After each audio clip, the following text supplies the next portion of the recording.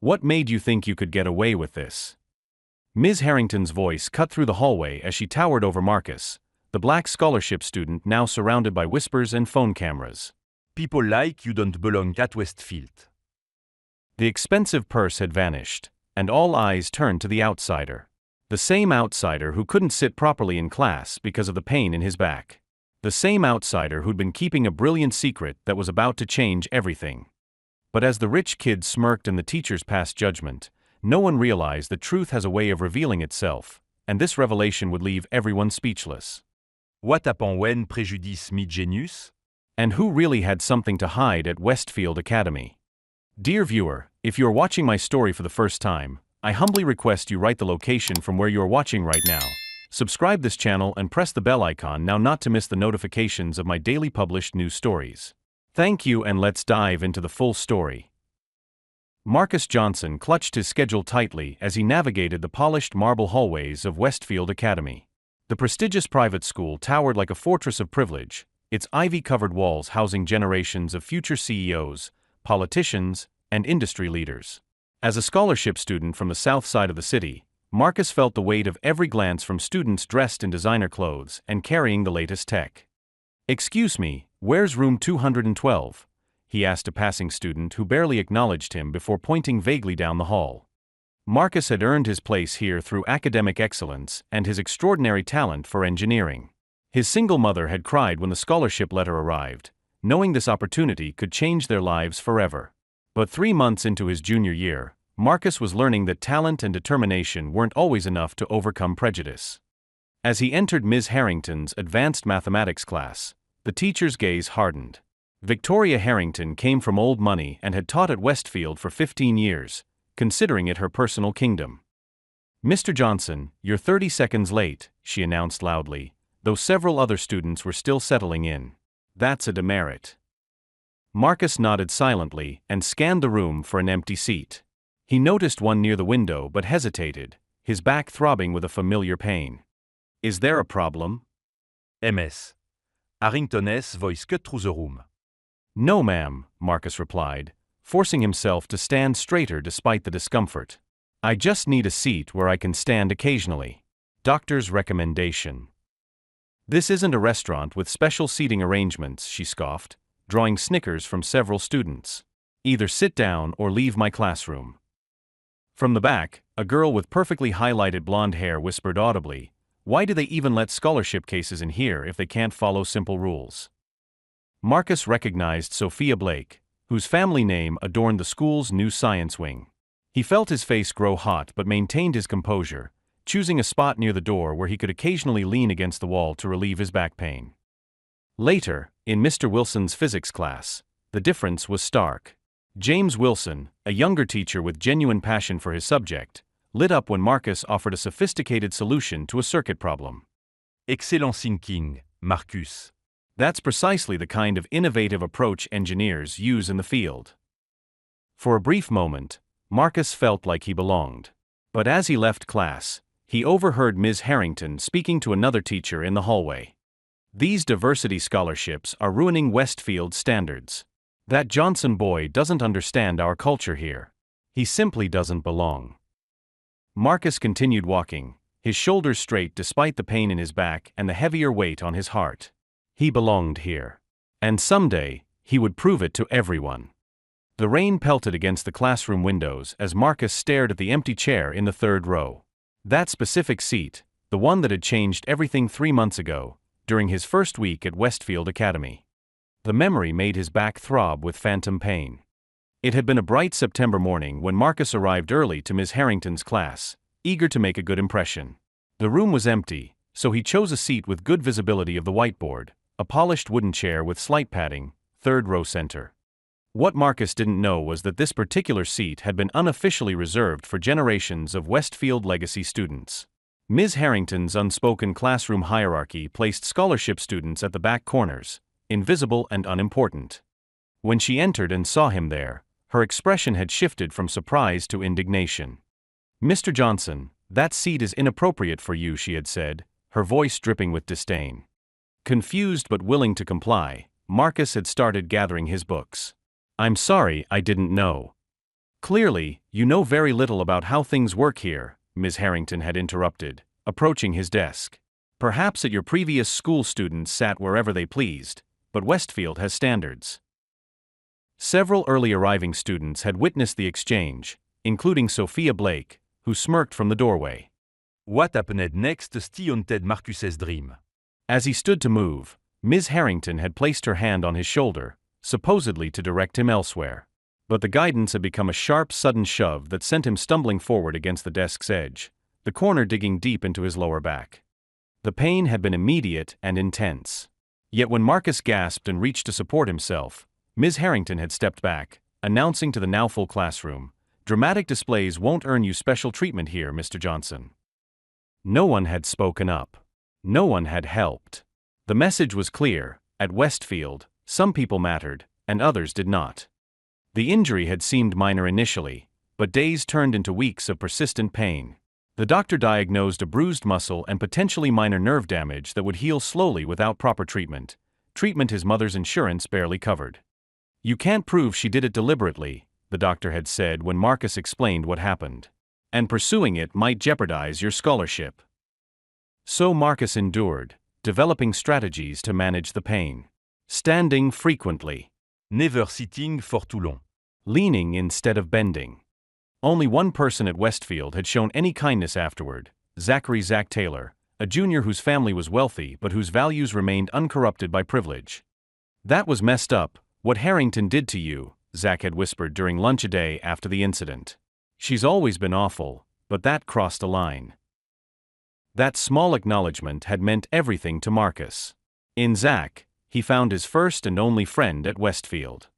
As the current class ended and students filed out, Zach caught up with Marcus in the hallway. "You okay? You were zoning out pretty hard in there." Marcus nodded. "Just thinking about how one moment can change everything." "Listen," Zach said, lowering his voice, "you should report what she did. My dad's a lawyer, and he says. And risk my scholarship? This education is my ticket out, man. I can handle some back pain." What Marcus couldn't know was that far worse than physical pain awaited him, orchestrated by those who viewed his very presence as an affront to their exclusive world. The cafeteria buzzed with the privileged energy of Westfield Academy during Thursday's lunch period. Crystal chandeliers hung over tables where students clustered by social hierarchy rather than friendship, athletes with athletes, legacy families with other legacy families, the few scholarship students huddled together near the service entrance. Marcus sat with Zach, the exception to Westfield's unspoken segregation rules. They were discussing their upcoming physics project when Sophia Blake strode past their table, deliberately bumping Marcus's chair and sending a jolt of pain through his back. "Watch it, scholarship," she muttered without breaking stride, her designer heels clicking against the polished floor as she joined a table of girls wearing similar expressions of practiced disdain. "Ignore her," Zach advised, sliding his pudding cup toward Marcus as a peace offering. "Her family's going through some financial scandal, and she's taking it out on everyone." Marcus nodded, but couldn't help noticing Sophia repeatedly glancing in his direction while whispering to her friends. Something about her attention felt calculated today, beyond the usual snobbery. After lunch, Marcus headed to his locker to exchange textbooks. As he passed Sophia's open classroom, he noticed her designer fountain pen rolling off her desk. Without thinking, he stepped in, retrieved it, and placed it back on her desk. The classroom was otherwise empty, and he thought nothing of the good deed as he continued to his own class. 40 minutes later, chaos erupted. "My purse is gone." Sophia's scream echoed down the hallway during the mid-afternoon break. Students poured from classrooms to witness her theatrical distress in the main corridor. My limited edition Chanel. "It was right here in my cubby during class." Marcus, heading to the water fountain, slowed his pace as he approached the growing crowd. Ms. Harrington emerged from her classroom, immediately taking control of the situation with the authority of someone who relished others' crises. "Everyone calm down," she commanded, placing a comforting arm around Sophia's trembling shoulders. "Sophia, dear, when did you last see it?" "Before lunch," Sophia sobbed, her mascara artfully smudged. "It has my mother's diamond earrings inside. They're irreplaceable family heirlooms." The crowd murmure with appropriate sympathie. Losing expensive accessories was a tragedy they could all relate to at Westfield. Did anyone see someone near Sophia's things? Ms. Harrington asked, her gaze scanning the gathered students like a searchlight. A freshman girl tentatively raised her hand. I saw someone go into the classroom during lunch when no one was there.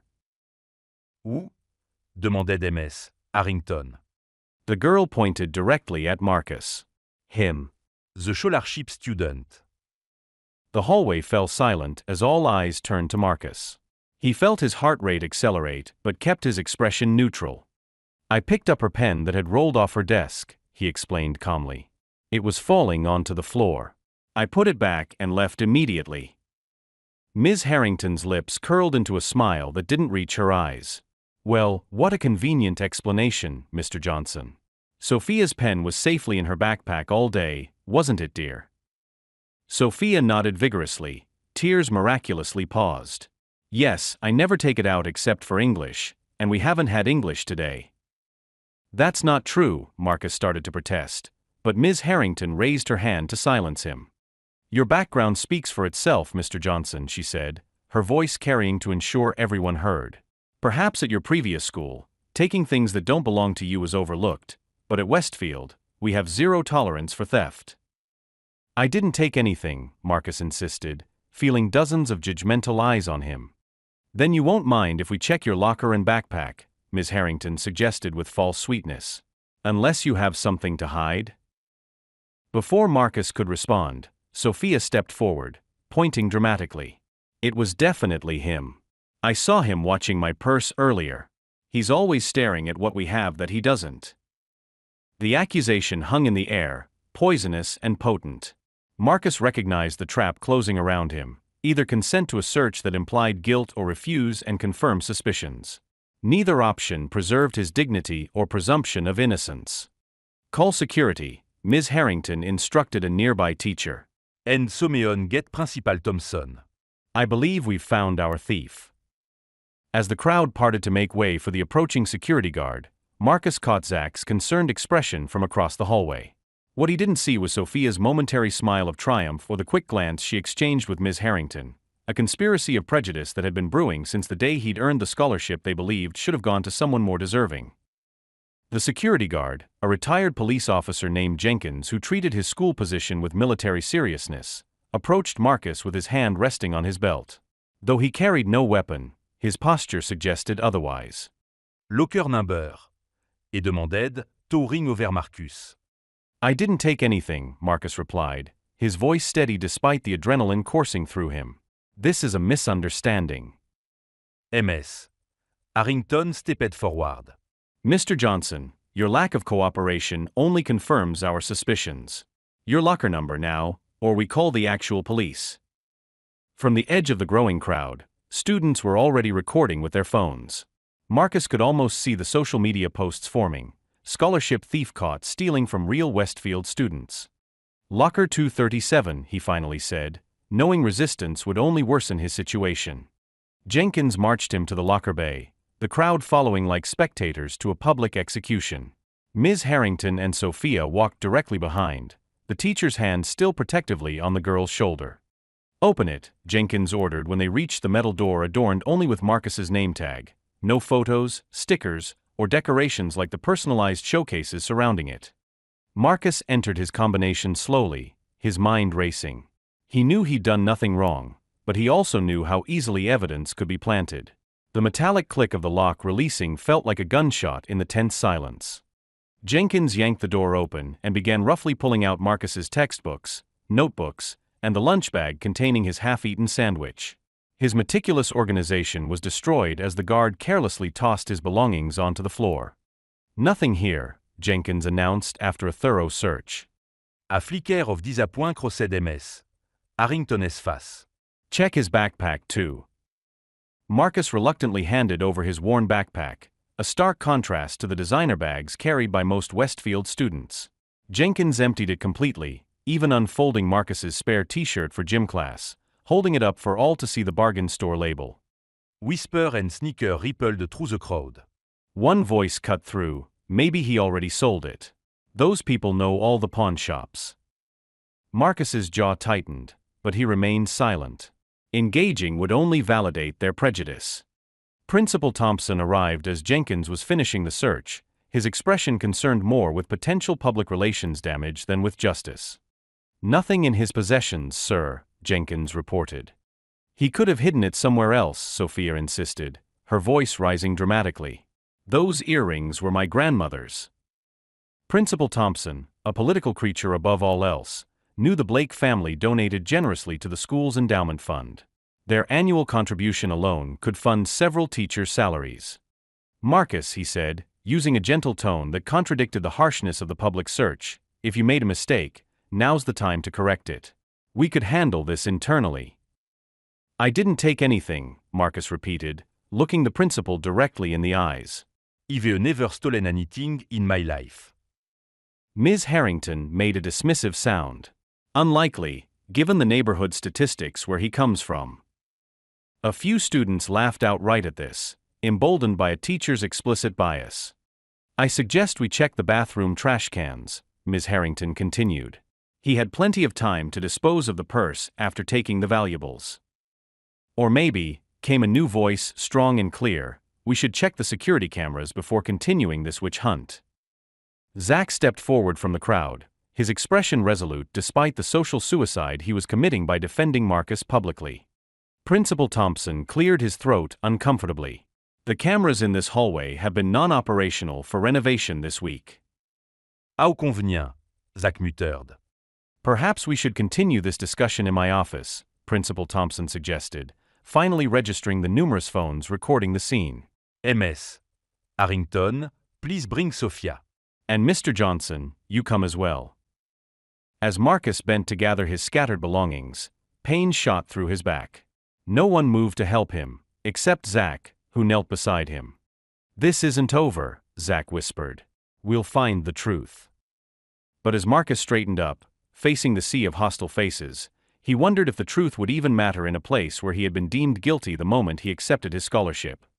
Principal Thompson's office reflected Westfield's obsession with legacy, walls lined with photographs of famous alumni, glass cases displaying trophies and awards, all illuminated by light filtering through stained glass windows bearing the school crest.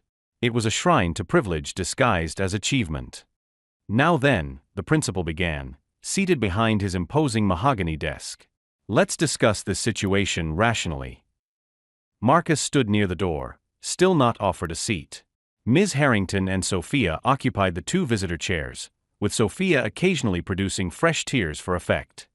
"There's nothing to discuss," Marcus said calmly. "I didn't take Sophia's purse. I've never touched it. The only thing I did was pick up her pen from the floor, which she now denies was even there." "The facts suggest otherwise," Ms. Harrington interjected. "You were seen entering the classroom when no one was present. You have no alibi for the time period in question." "Being black near a missing item isn't a crime," Marcus responded, his patience wearing thin. "And I was getting water from the fountain. Several people saw me." Principal Thompson sighed heavily. "Marcus, we take theft very seriously at Westfield. The purse itself is valued at over $3,000, not including the jewelry inside. This is potentially a felony matter." The implied threat hung in the air, a criminal record that would destroy any chance of the future Marcus had worked toward his entire life. "If you confess now and return the items," the principal continued, his tone softening to what he likely believed was compassion, "we could handle this as an internal disciplinary issue rather than involving the authorities."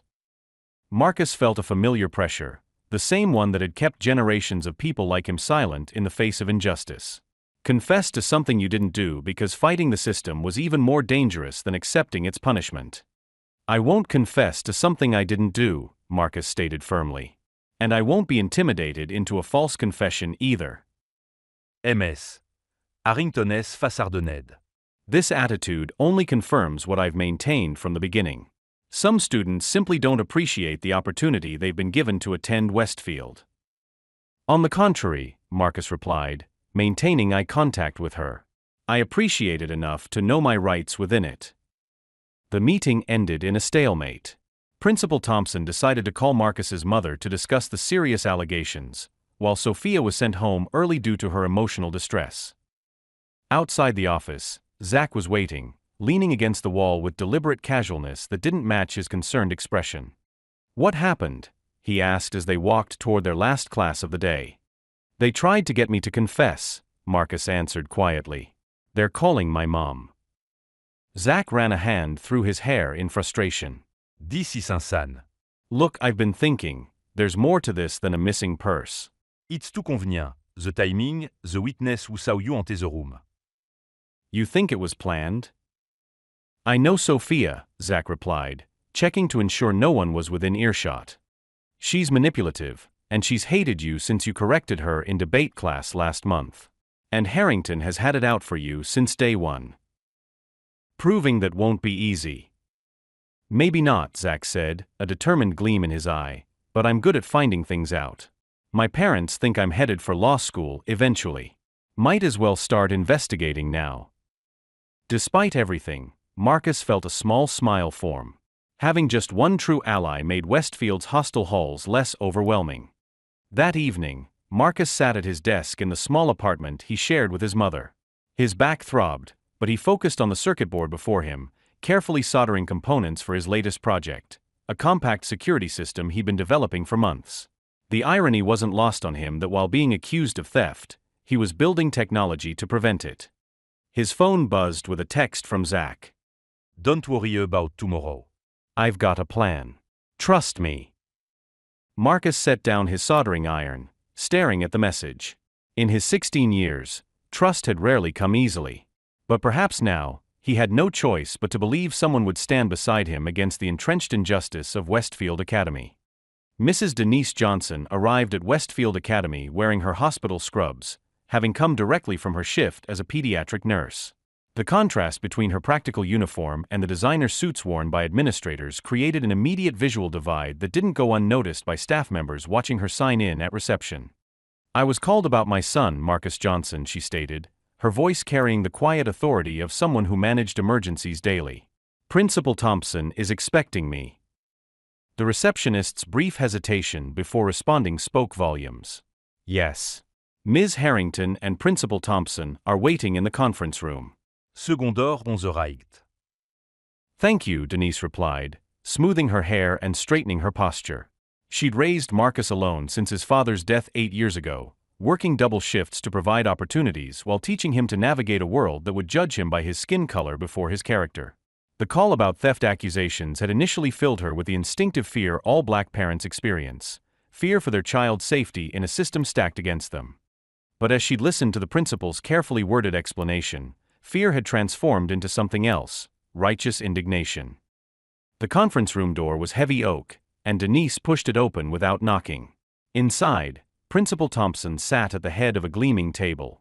Ms. Harrington positioned herself to his right, with Sophia and 2 well-dressed adults, presumably her parents, on the opposite side. Marcus sat alone at the far end, his isolation a physical manifestation of his status at Westfield. "Mrs. Johnson, thank you for coming," Principal Thompson began, standing to offer his hand. "I'm Richard Thompson, and this is—" "I know who Ms. Harrington is," Denise interrupted, ignoring the outstretched hand as she moved directly to Marcus's side. "My son has mentioned her repeatedly." The brief flash of concern in Ms. Harrington's eyes suggested she understood the implication. "Mrs. Johnson," Ms. Harrington said with forced pleasantness, "we've asked you here because we're dealing with a very serious situation." "So I've been told," Denise replied. "My son has been publicly accused of theft without evidence, searched without consent, and humiliated in front of his peers. I'd call that serious indeed." Principal Thompson cleared his throat nervously. "Perhaps we should clarify what happened. Sophia's valuable purse went missing, and Marcus was seen in the classroom where it disappeared." "I picked up a pen," Marcus interjected. "That's it." Mr. Blake, a silver-haired man in an Italian suit, leaned forward. "Young man, that purse contained family heirlooms worth tens of thousands of dollars. This isn't some trinket we're discussing." "And my son isn't some criminal you're discussing," Denise countered, her voice level but intense.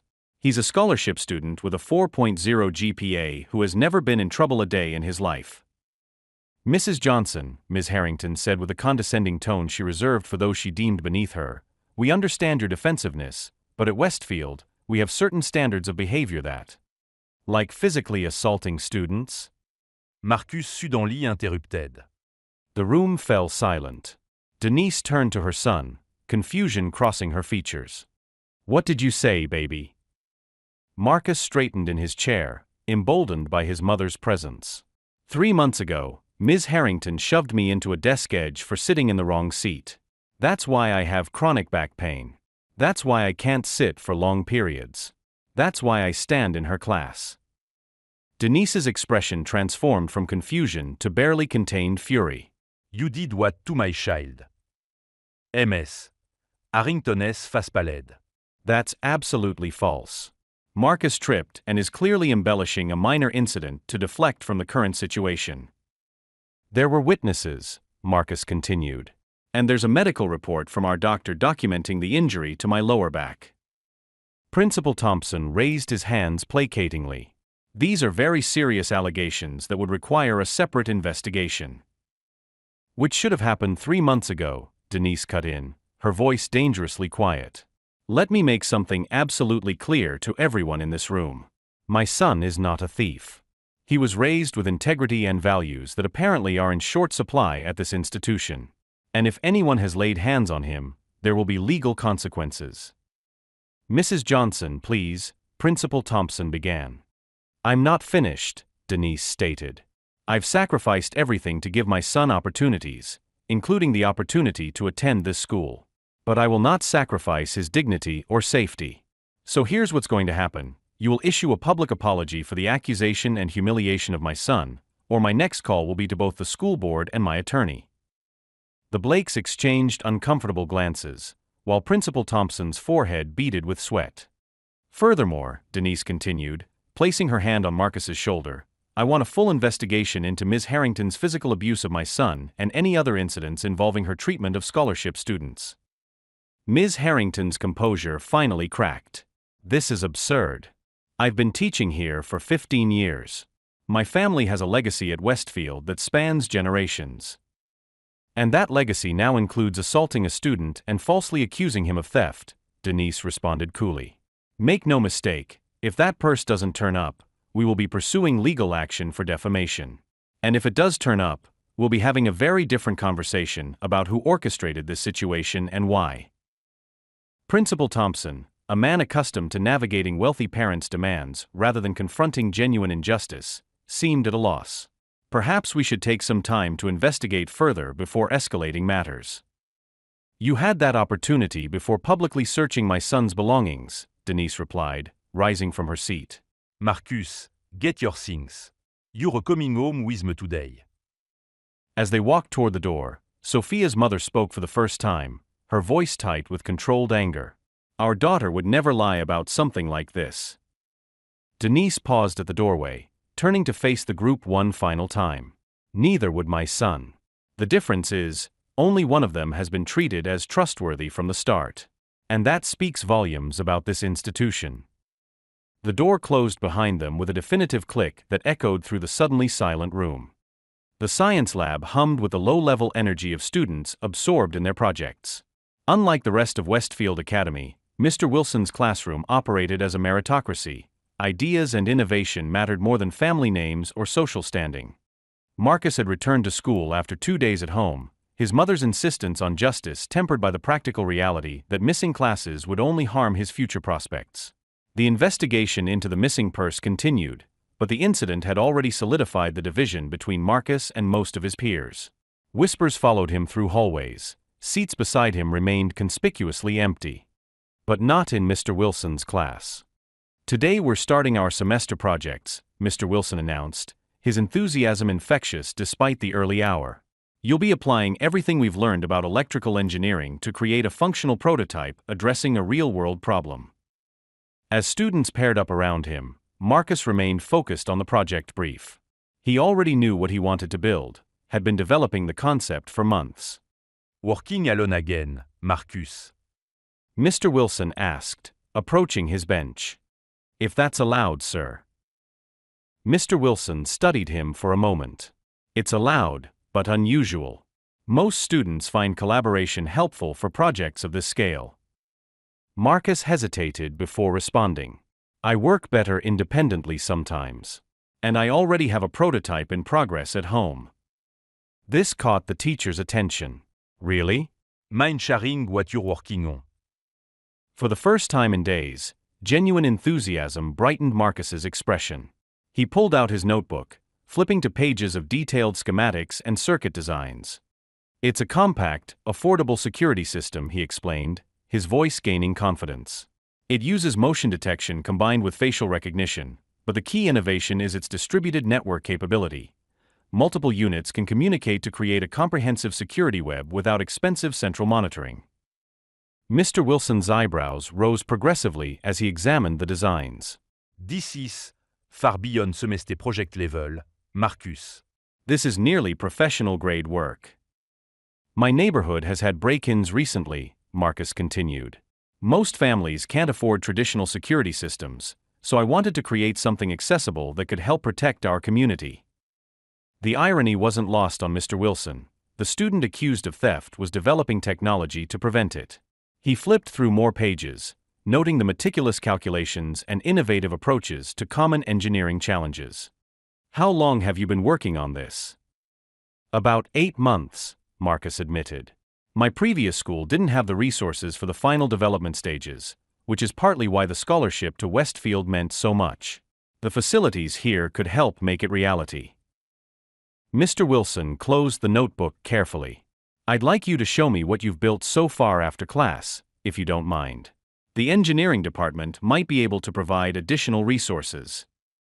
When the other students had filed out at the period's end, Marcus retrieved a small box from his backpack. Inside was a circuit board with components meticulously soldered in place, connected to a small camera module and motion sensor. This is the core unit, Marcus explained, handling it with obvious pride. It needs refinement, but the basic functionality works. It can differentiate between household members and strangers and send alerts to multiple devices simultaneously. Mr. Wilson examined the device with growing amazement. You designed and built this yourself? Without institutional support? Marcus nodded. My mom got me a soldering kit for my 13th birthday. I've been teaching myself ever since. Marcus, this is exceptional work, Mr. Wilson said earnestly. With proper development, this could have commercial applications. It could help a lot of people. For the first time since the purse incident, Marcus felt a glimmer of his usual confidence. That's the goal. Security shouldn't be a luxury only wealthy communities can afford. Mr. Wilson returned the prototype carefully. I want to help you develop this further. The engineering faculty would be impressed, and there's a state competition for young inventors coming up that offers scholarship money and development grants. Really? Hope flickered in Marcus's eyes. Really? And Marcus. Mr. Wilson hesitated, lowering his voice. I've heard about what happened with Ms. Harrington and the theft accusation. Not everyone at Westfield shares those prejudices. Some of us recognize genuine talent when we see it. As Marcus packed up his prototype, Mr. Wilson made a decision. He'd been cautious about involving himself in school politics, knowing how much influence families like the Blakes wielded. But seeing Marcus's brilliance being overshadowed by prejudice and false accusations crystallized something in him. By the way, he added casually, did anyone mention that the security camera outside my classroom overlooks part of the hallway where Sophia's classroom is located? The ones Principal Thompson said were non-operational during renovation. Marcus looked up sharply. No. He told everyone the cameras were down. Interesting, Mr. Wilson replied with deliberate neutrality. Because I distinctly remember submitting a maintenance request when they were fixed last week. Their eyes met in silent understanding. The truth has a way of coming to light, Marcus, Mr. Wilson said quietly. Sometimes it just needs a little help finding its way out of the shadows. The cameras were working. Zach's whisper carried more excitement than discretion as he and Marcus huddled in the library's far corner during their free period. That changes everything. Marcus glanced around cautiously. The library remained Westfield's quietest sanctuary, where even the wealthiest students respected the atmosphere of academic focus. Mr. Wilson implied they were, but didn't explicitly confirm, Marcus clarified. And even if they were, Principal Thompson clearly doesn't want that footage reviewed. Zach pulled out a notebook where he'd been documenting everything related to the missing purse. Despite his privileged background, he approached the investigation with the thoroughness of someone who understood the stakes were higher than a school disciplinary issue. This was about justice. Let's establish the timeline first, he suggested, turning to a fresh page. The purse allegedly disappeared during fourth period while everyone was in class. Sophia reported it missing immediately after, during the 5-minute break before fifth period. Marcus nodded. I went to the water fountain right at the beginning of break. That's when I passed her classroom and saw the pen on the floor. I couldn't have been in there more than 10 seconds. And where was everyone else? Zach asked, pressing his pen against the paper. Most students were still in classrooms waiting for teachers to dismiss them. The hallway was nearly empty. Zach made several notes. So the witness who claimed to see you, freshman girl, right? Emma Stewart? Let's verify her class schedule and location. They worked methodically, piecing together movements and potential opportunities. Zach's connections with administrative staff, cultivated through years of family donations, provided access to valuable information about the school's layout and scheduling. Emma had geometry on the opposite side of the building, Zach announced after returning from a casual chat with the front office secretary. There's no way she could have seen you unless she was skipping class. Which means someone coached her testimony, Marcus concluded. But why target me specifically? That's what we need to figure out, Zach replied, tapping his pen thoughtfully. The bigger question is accessing that security footage. If Mr. Wilson is right and the cameras were working, that's our best evidence. Marcus leaned back, wincing slightly at the persistent ache in his spine. The footage would be stored on the school's secure server. Without administrative access, we can't retrieve it legally. A slow smile spread across Zach's face. You said legally, which implies you know how to access it, otherwise.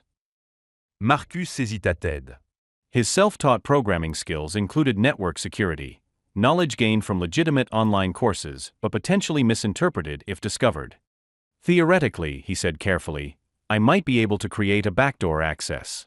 But that would be crossing a line I'm not comfortable with. Even to prove your innocence. Especially then, Marcus replied firmly. I won't validate their stereotypes by actually breaking rules. Zach conceded with a nod. Faire neuf. Then we need another approach. They spent the next 2 days gathering information.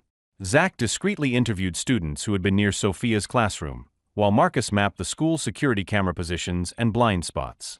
They established that at least 3 students had legitimate reasons to enter that classroom during the time in question, all of whom came from wealthy, connected families that placed them above suspicion. On Thursday afternoon, a breakthrough came from an unexpected source. As Marcus organized his laboratory materials in Mr. Wilson's classroom, the teacher casually mentioned that he'd been reviewing the camera maintenance logs. Interesting thing about our security system, Mr. Wilson remarked while entering grades into his computer. The footage is backed up to 2 separate servers, one monitored by administration, another by the external security company that installed the system. Marcus paused, immediately understanding the implication. So even if someone deleted footage from the school's server, there would still be an intact copy on the company's cloud storage, Mr. Wilson confirmed, not looking up from his screen. Purely as a safeguard against technical failures, of course. Of course, Marcus echoed, his mind racing with possibilities. Would someone need special permission to access those backups?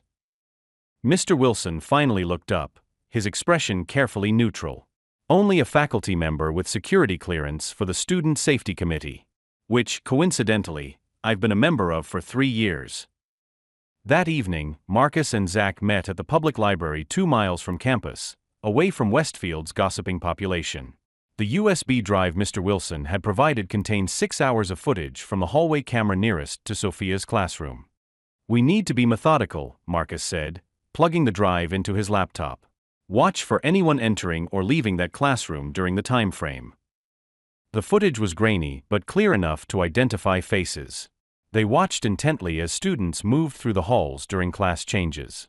At exactly 12:17 p.m., the footage showed Marcus walking past the classroom, pausing briefly at the doorway, then continuing toward the water fountain, exactly as he described. There. Zach pointed at the screen. That proves you only stopped for seconds. But the most revealing moment came at 12:32 p.m., 17 minutes before Sophia reported her purse missing. The footage clearly showed Sophia herself entering the classroom alone, carrying her purse.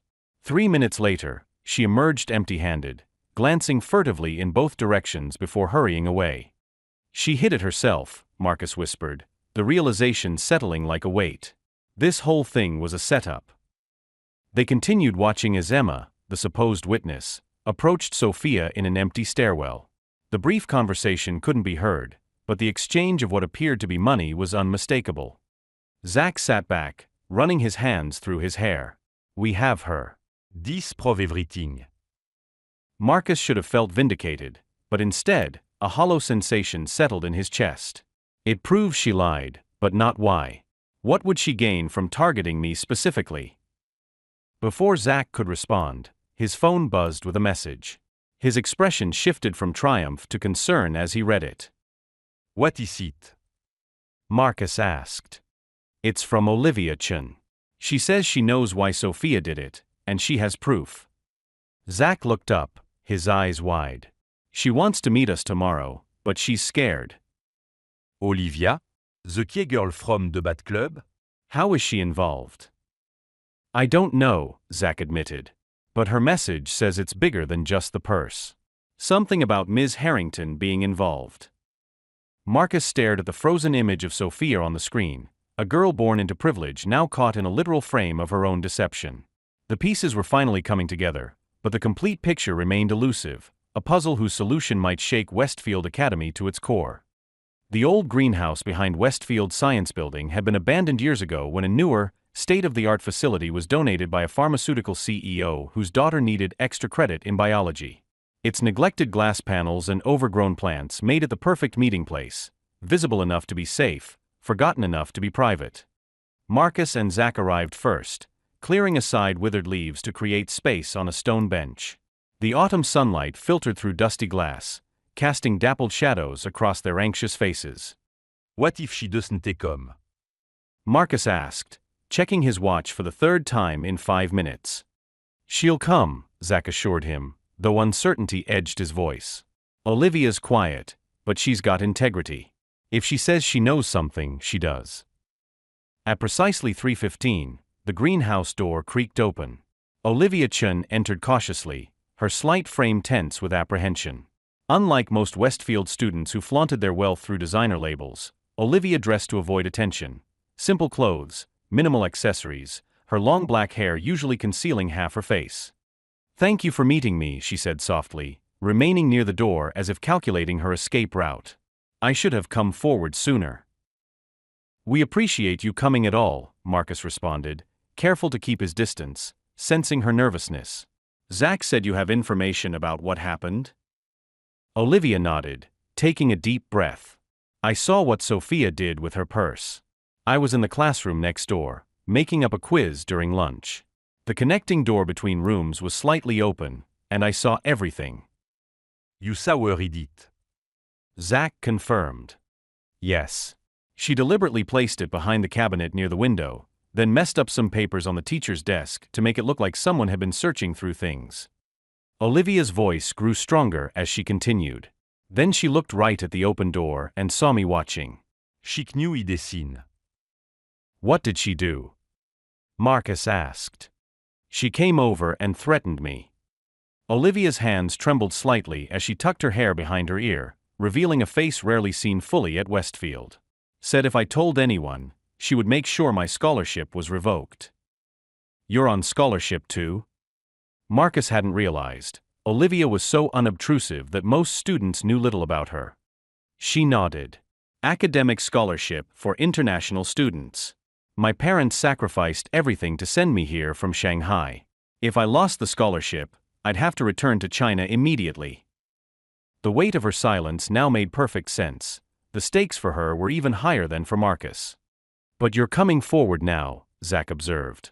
What changed? What they did to you was wrong, Olivia said, meeting Marcus's eyes directly for perhaps the first time. Ms. Harrington and Sophia were talking in the teacher's lounge yesterday. I was delivering paperwork from the office and overheard them. This wasn't just about a purse, it was a deliberate plan to discredit you.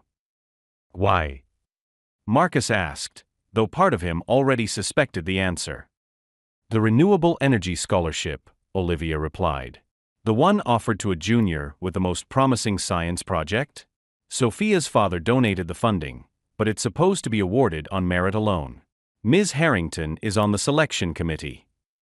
Marcus's engineering project, the security system he'd been developing.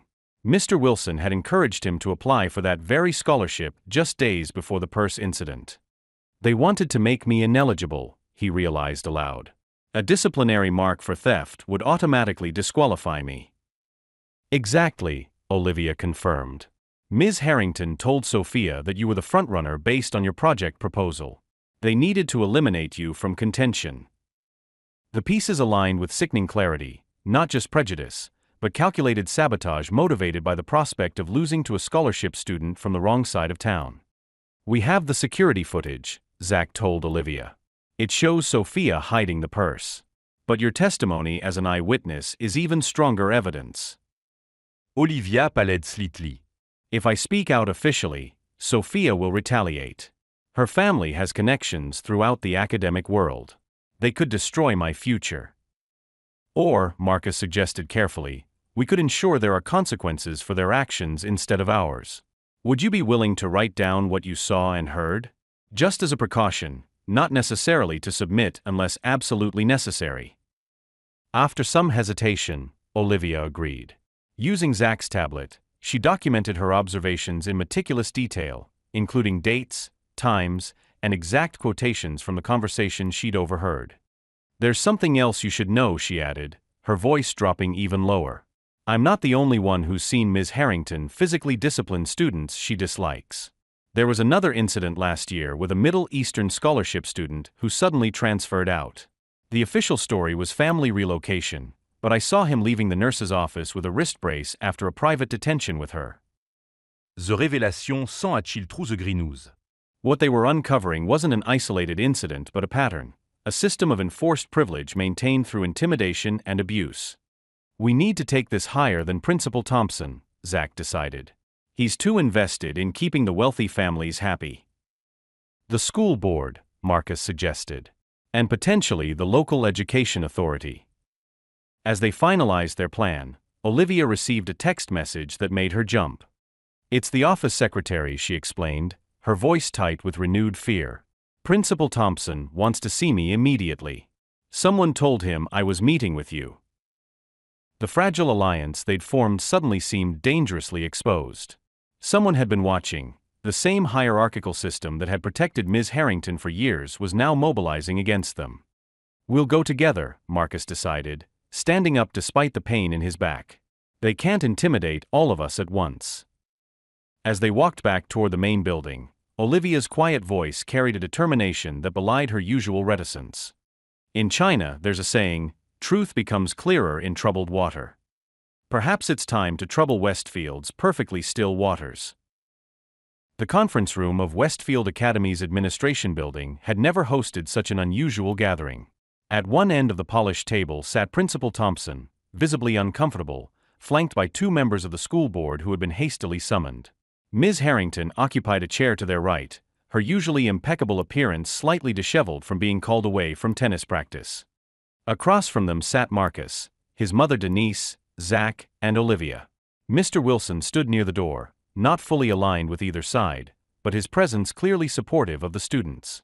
Most surprising was the addition of an elegant woman in a tailored suit who had introduced herself as Patricia Winters, an attorney specializing in educational discrimination cases. Thank you all for agreeing to this meeting, Ms. Winters began, placing a leather portfolio on the table. Mrs. Johnson contacted me regarding several concerning incidents involving her son, and I believe we have an opportunity to resolve these matters without pursuing more formal channels. The deliberate vagueness of formal channels wasn't lost on Principal Thompson, whose forehead had developed a sheen of perspiration. We're always open to constructive dialogue, he offered diplomatically. Though I'm not sure why legal representation was deemed necessary for what is essentially a student disciplinary matter. This ceased being merely a disciplinary matter, Denise replied firmly, when my son was falsely accused, publicly humiliated, and physically assaulted by a teacher at this institution. Ms. Harrington's posture stiffened. Those allegations are completely unfounded, as I've maintained from the beginning. If I may, Ms. Winters interrupted smoothly, opening her portfolio. We have compiled substantial evidence regarding both the false theft accusation and the physical assault incident from September. Let's address them systematically. With methodical precision, she began presenting their case. First came the security footage, displayed on a laptop for all to see. The recording clearly showed Sophia entering the classroom with her purse and leaving without it, 17 minutes before reporting it stolen. As you can see, Ms. Winters narrated, the alleged victim appears to be deliberately concealing her own property, contradicting her statement that it was stolen. Principal Thompson frowned at the undeniable evidence. This is concerning, but it doesn't necessarily prove malicious intent. Perhaps Miss Blake misplaced the purse and became confused. Perhaps, Ms. Winters conceded. Which is why we also have testimony from a witness who observed the entire incident. Olivia straightened in her chair as all eyes turned to her. Her voice trembled initially but grew stronger as she recounted what she had seen through the connecting door, Sophia deliberately hiding the purse, creating false evidence of a search, and subsequently threatening Olivia when discovered. Furthermore, Olivia continued, finding courage in the supportive glances from Marcus and Zach, I overheard Ms. Harrington and Sophia discussing their plan in the teacher's lounge. They specifically mentioned wanting to disqualify Marcus from the Renewable Energy Scholarship competition. Ms. Harrington's face flushed with anger. This is absurd. The word of one student against a faculty member with 15 years of exemplary service? And where are Sophia and her parents? They should be present to defend against these ridiculous accusations. They were invited, Principal Thompson admitted reluctantly. Mr. Blake declined, saying they would address any concerns through their attorney. Their absence speaks volumes, Ms. Winters observed. Now, regarding the physical assault in September. Alleged assault, Ms. Harrington interjected, for which there is no evidence whatsoever. Marcus reached into his backpack and withdrew a folder containing medical records. My doctor documented bruising and muscle damage consistent with forceful impact against a hard edge. The injury location matches exactly where I hit the desk corner when Ms. Harrington shoved me. And we have statements from 3 students who witnessed the incident, Zach added. They were reluctant to come forward initially, but after seeing what happened with the false theft accusation, they agreed to provide written accounts. The board members exchanged concerned glances, clearly unprepared for the mounting evidence. There's also this, Mr. Wilson said, speaking for the first time as he placed a USB drive on the table. The school's maintenance records show a pattern of security camera malfunctions, specifically in hallways near Ms. Harrington's classroom, coinciding with reported incidents involving scholarship students over the past 3 years. Ms. Harrington's composure finally cracked. This is a coordinated attack on my reputation. These scholarship cases are attempting to undermine the standards and traditions that make Westfield exceptional. The slur hung in the air, revealing the prejudice that had been thinly veiled behind academic concerns. I believe Ms. Harrington has just demonstrated the exact attitude we're addressing, Ms. Winters noted calmly. Principal Thompson, sensing the shifting dynamics, attempted damage control. These are very serious allegations that warrant thorough investigation. Perhaps we should adjourn and reconvene after. There's one more piece of evidence, Marcus interrupted, his voice steady. He nodded to Mr. Wilson, who connected his phone to the conference room's projection system. On the screen appeared a message thread between Sophia and another student, forwarded anonymously to Mr. Wilson that morning. Did you get rid of the purse like we planned? Yes, it's at my house. Marcus is totally going to get kicked out. Ms. H says with a theft on his record, he'll lose the scholarship and his spot in the competition. Good. Those scholarship kids shouldn't even be here anyway. The timestamps matched the day of the incident. The evidence was irréfutable. It appears, Ms. Winters concluded, that we have a documented case of deliberate false accusation, conspiracy between a student and faculty member to frame another student, and a pattern of discriminatory behavior targeting scholarship recipients, particularly students of color. As an attorney who has handled similar cases, I can assure you this would be extremely problematic in a court of law." For several moments, silence reigned in the conference room. The board members looked shell-shocked, while Principal Thompson's political instincts were clearly calculating the potential damage to Westfield's reputation and donor relationships. "What exactly are you seeking?" one board member finally asked, addressing Denise directly. Denise exchanged glances with Marcus before answering. "Justice, accountability, and systemic change to ensure no other student experiences what my son has endured. We're not interested in destroying Westfield, we want to improve it." As the meeting continued into specific demands and remedies, Marcus felt a weight lifting that he hadn't even realized he'd been carrying. The truth had finally emerged, not through luck or passive acceptance, but through methodical investigation and the courage of allies who recognized injustice and chose to stand against it. The system that had been stacked against him from the beginning was finally being forced to confront its own prejudices, and the cost of allowing them to flourish unchecked. 3 days after the conference room confrontation, the official ruling came down like a thunderclap through Westfield Academy's carefully maintained hierarchy. The emergency board meeting had lasted until nearly midnight, with heated debates about appropriate responses and damage control. The results were announced at a mandatory all-school assembly, where students filed into the auditorium buzzing with rumors about what had transpired. Marcus sat with Zach and Olivia, the three of them forming an island of nervous anticipation amid curious stares and whispered speculation. Principal Thompson approached the podium, his usual confident demeanor replaced by a grave seriousness that immediately silenced the room. "Westfield Academy has always prided itself on upholding the highest standards of academic excellence and personal integrity," he began, voice carrying through the sound system. "These standards must apply equally to everyone in our community, students, faculty, and administration alike." A shifting discomfort rippled through the audience as he continued. "It has come to light that serious violations of our code of conduct and ethical standards have occurred. After thorough investigation and deliberation, the board has determined that Miss Sophia Blake knowingly and deliberately fabricated a theft accusation against another student, with the intention of causing significant harm to his academic standing and reputation." Gasps and murmurs erupted from the student body. Sophia, seated in the front row with her parents, stared straight ahead, her face flushed with humiliation. Consequently, Miss Blake will be placed on disciplinary probation for the remainder of the academic year. She will also complete 300 hours of community service and participate in required diversity and ethics education programming. Mr. Blake's face had turned an alarming shade of red, but the presence of several board members in the front row apparently deterred any outburst. "Additionally," Principal Thompson continued, his voice growing more somber, "it has been determined that Ms. Victoria Harrington violated multiple faculty ethical guidelines, including engaging in discriminatory behavior toward scholarship students, physical misconduct, and inappropriate collaboration with a student to undermine another student's academic opportunities." The whispers grew louder as the enormity of the situation became clear. Effective immediately, Ms. Harrington's employment at Westfield Academy has been terminated.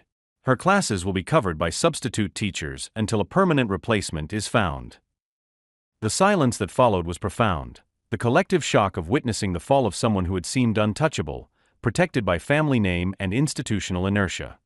Principal Thompson cleared his throat before addressing the final matter. "I want to personally and publicly apologize to Marcus Johnson for the inexcusable treatment he has experienced at Westfield. His character, academic excellence, and contributions to our community have never been more evident than in how he has conducted himself throughout this ordeal." Marcus felt dozens of eyes turn toward him, the weight of attention both validating and uncomfortable. Let this serve as a reminder that Westfield's commitment to excellence must include a commitment to justice and equal treatment for all students, regardless of background. We will be implementing several new policies and programs to ensure this commitment is upheld. As the assembly concluded, Sophia approached Marcus in the crowded hallway, her expression a complex mixture of anger, embarrassment, and something that might have been the beginning of remorse. "They're making me apologize to you," she said, her voice low enough that only those nearby could hear. "So, I'm sorry, I guess." Marcus regarded her thoughtfully. "Why did you do it? Really?" Sophia's carefully constructed facade cracked slightly. "You don't understand what it's like. Everyone expected me to win that scholarship. My father donated the money for it. Then you showed up with your brilliant project, and suddenly I wasn't special anymore. Ms. Harrington said she could help fix it. By destroying someone else's opportunity? Zach interjected, standing protectively near Marcus. I didn't think about it that way, Sophia admitted, her eyes downcast. I just thought, people like us are supposed to win these things. That's how it's always been.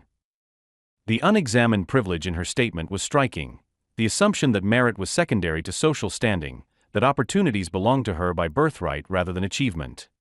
Maybe instead of trying to eliminate competition, Marcus suggested quietly, you could have focused on improving your own project.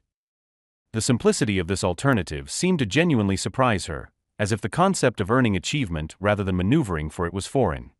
Before she could respond, Sophia's parents appeared, ushering her away with tight expressions and whispered admonitions. The Blake family's influence at Westfield had been significantly diminished, not through outside attack, but through the exposure of their own actions. Later that day, Marcus sat in Mr. Wilson's classroom, finalizing his renewable energy scholarship application. The deadline had been extended following the revelations, ensuring all qualified candidates could submit their projects for fair consideration. How are you holding up? Mr. Wilson asked, pausing at Marcus's desk. Still processing everything, Marcus admitted. It doesn't feel like victory, exactly. More like restoration. Mr. Wilson nodded thoughtfully. Justice often feels that way. Not triumphant, but necessary.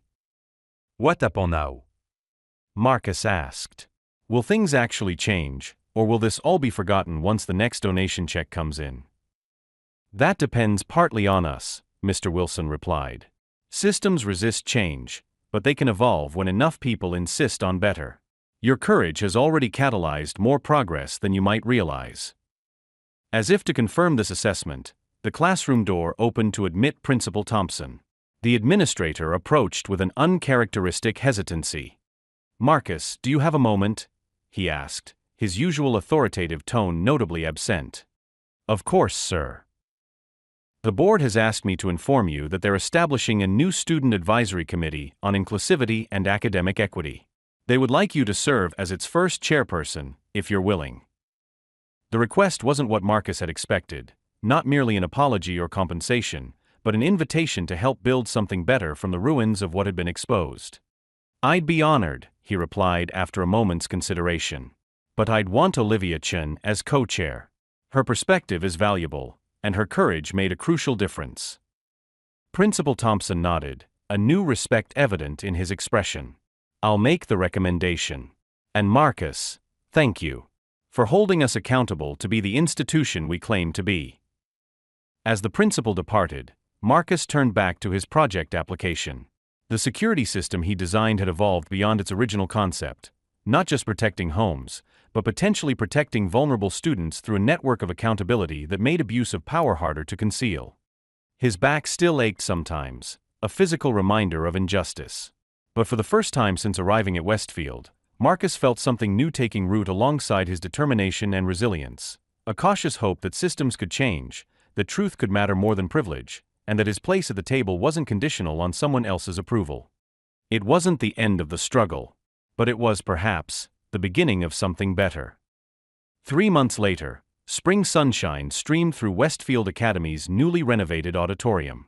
The institutional changes promised during the winter had materialized with surprising speed, driven by the board's determination to address systemic issues before they generated negative publicity or legal consequences. Marcus stood at the podium, addressing a packed audience of students, faculty, and parents.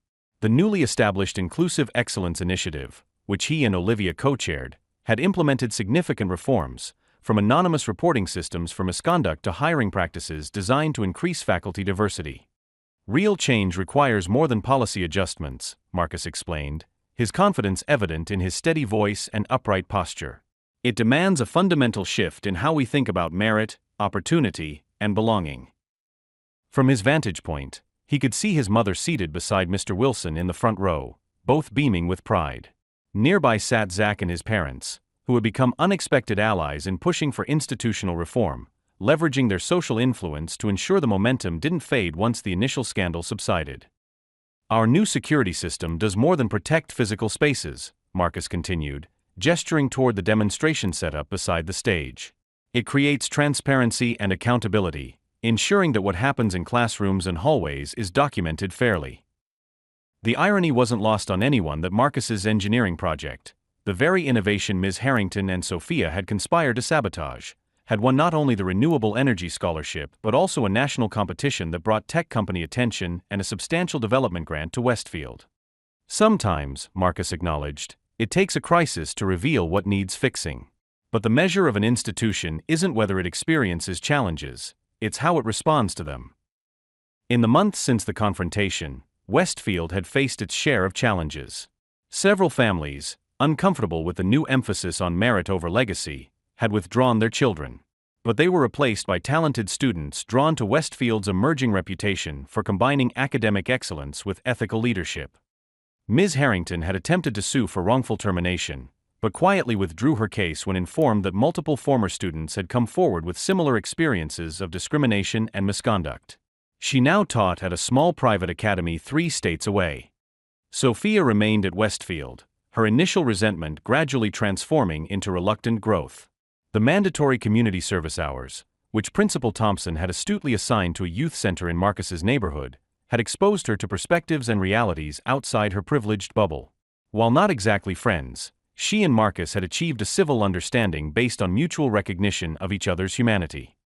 Today, we're announcing the establishment of the Johnson Scholarship, Marcus concluded, funded by the licensing of our security system patent. This scholarship will support 5 students annually from underserved communities who demonstrate exceptional promise in technology and engineering. The applause was genuine and sustained, not the polite acknowledgement of privilege, but the enthusiastic endorsement of authentic merit. Among the loudest clappers was Principal Thompson, who had undergone his own transformation, recognizing that his legacy would be defined not by wealthy donors placated but by meaningful principles upheld. After the ceremony, as students and parents mingled during the reception, Marcus found a quiet moment with his mother near the refreshment table. "I'm so proud of you, baby," Denise said, straightening his tie unnecessarily, a mother's habitual gesture of affection. "Not just for what you've accomplished, but for how you did it. You stayed true to yourself through everything." "I had a good teacher," Marcus replied, smiling at the woman who had worked double shifts and sacrificed her own dreams to nurture his potential. "You never let me believe that injustice was something I had to accept." "Speaking of teachers," she said, glancing toward where Mr. Wilson was engaged in animated conversation with a university representative, "that one deserves some credit too. A single ally in the right position can make all the difference." Marcus nodded, remembering how Mr. Wilson's subtle guidance and access to crucial evidence had helped tip the balance when it mattered most. "He took a risk standing with me when it would have been easier to look the other way." "Some people measure their lives by what they acquire," Denise observed. "Others measure by what they build." Jura buildé, Marcus. "Always have been." As if to underscore her point, Olivia approached with a tablet displaying the latest metrics from their pilot program, evidence that the security system was working exactly as designed, creating safer spaces without intimidation or profiling. "The data looks promising," she reported, her former shyness replaced by quiet confidence. Several other scholarship students had gravitated into their orbit over recent months, forming a supportive community that navigated Westfield's evolving culture together. Marcus's back still bothered him occasionally. Some injuries leave lasting reminders. But the pain had diminished with proper treatment, just as Westfield's institutional wounds were gradually healing through honest acknowledgement and deliberate reform. As the reception continued around them, Marcus took a moment to absorb the scene, the blending of voices and backgrounds that would have seemed impossible just months earlier. The path forward wasn't perfectly clear or guaranteed, but the direction was unmistakable. Justice, he had learned, wasn't a destination reached in a single dramatic moment. It was a continuous process of building and rebuilding, of holding systems accountable not just when they failed spectacularly but in the everyday moments where bias could subtly undermine merit.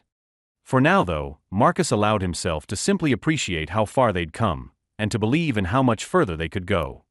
The truth hadn't just left everyone speechless. It had given voice to those who needed it most. Dear friend, this story reminds us that prejudice can hide behind prestige, and that true merit comes not from privilege but from character and talent. Every day, brilliant minds face barriers created by bias rather than reality. When we witness injustice, our choices define us, whether we remain silent like most Westfield students, actively participate like Sophia and Ms. Harrington, or stand against it like Zach, Olivia, and Mr. Wilson.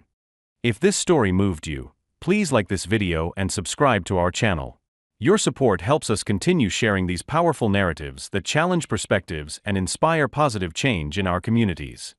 Remember, the truth may leave you speechless, but finding your voice is how we create a more just world.